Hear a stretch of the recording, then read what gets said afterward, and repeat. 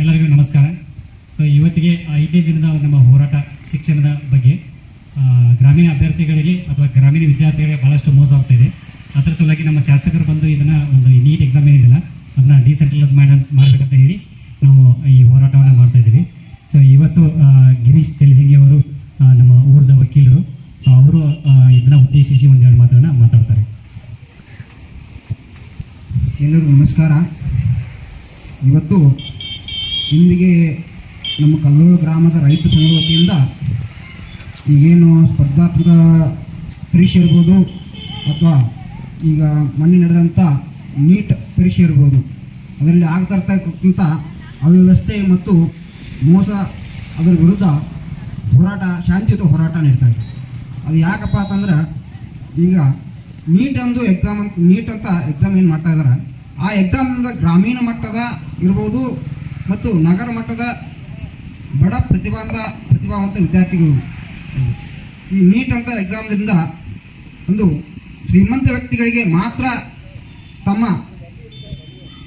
ಕಾಲೇಜುಗಳಲ್ಲಿ ಒಂದು ಸೀಟುಗಳನ್ನು ಪಡ್ಕೊಳ್ತಾ ಇದ್ದಾರೆ. ಆ ವ್ಯವಸ್ಥೆಯ ವಿರುದ್ಧವಾಗಿ ಈ ಹೋರಾಟವನ್ನು ನಿರಂತರವಾಗಿ ನಡೀತಾ ಇದೆ. ಈಗ ಗ್ರಾಮೀಣ ಮಟ್ಟದಲ್ಲಿ ಬಡ ರೈತರ ಮಕ್ಕಳು ಕಾಲೇಜಿಗೆ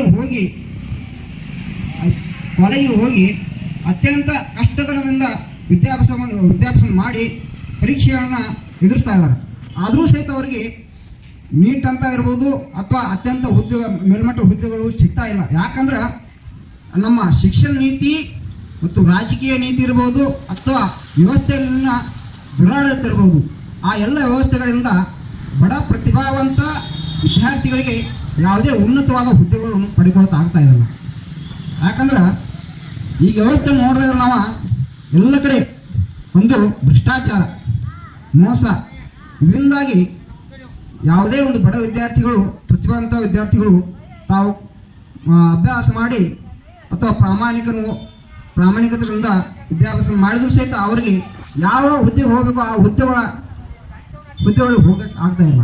ಅದಕ್ಕಾಗಿ ಸರ್ಕಾರ ಇರ್ಬೋದು ಅಥವಾ ಶಿಕ್ಷಣ ನೀತಿ ಇರ್ಬೋದು ಅಥವಾ ಪರೀಕ್ಷೆ ನೀತಿಗಳು ಇರ್ಬೋದು, ಈ ಸರ್ಕಾರಗಳು ಅವೆಲ್ಲ ವ್ಯವಸ್ಥೆಗಳನ್ನು ತೆಗೆದುಹಾಕಿ ಅವರಲ್ಲಿ ಬದಲಾವಣೆ ತಂದು ಮತ್ತು ಪ್ರತಿಯೊಂದು ಬಡ ವಿದ್ಯಾರ್ಥಿಗಳು ಸಹಿತ ಬಡ ಪ್ರತಿಭಾವಂತ ವಿದ್ಯಾರ್ಥಿಗಳು ಅವರಿಗೆ ಆ ಉನ್ನತಿಗಳು ಯಾವ ಪರೀಕ್ಷೆಯನ್ನು ಬರೆದಿರ್ತಾರಲ್ಲ ಆ ಪರೀಕ್ಷೆಯಲ್ಲಿ ಪಾರದರ್ಶಕತೆ ತಂದು ಆ ವಿದ್ಯಾರ್ಥಿಗಳಿಗೆ ತಾವೇನು ಪರೀಕ್ಷೆಯಲ್ಲಿ ಉನ್ನತವಾದ ದರ್ಜೆಗೆ ಹೋಗಿರುತ್ತಾರಲ್ಲ ಆ ದರ್ಜೆಯ ಪ್ರಕಾರ ಅವರಿಗೆ ಉನ್ನತ ಹುದ್ದೆಗಳು ಸಿಗಬೇಕು.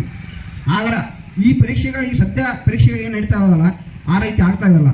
ಯಾಕಂದ್ರೆ ಆ ಪರೀಕ್ಷೆ ನಡೀತಾ ಯಾವ ಆ ಪರೀಕ್ಷೆಯಲ್ಲಿ ಪಾರದರ್ಶಕತೆ ಉಳಿದಿಲ್ಲ. ಯಾಕಂದ್ರೆ ಯಾವ ಪರೀಕ್ಷೆಯನ್ನು ಮಾಡಿದ್ರೆ ಪರೀಕ್ಷೆ ನಡೆಯುವಾಗ ಬೇರೆ, ಅದರ ನಂತರ ಬಂದಂಥ ರಿಸಲ್ಟ್ ಮಾಡಿದ್ರೆ ಬೇರೆ ಇರ್ತದೆ.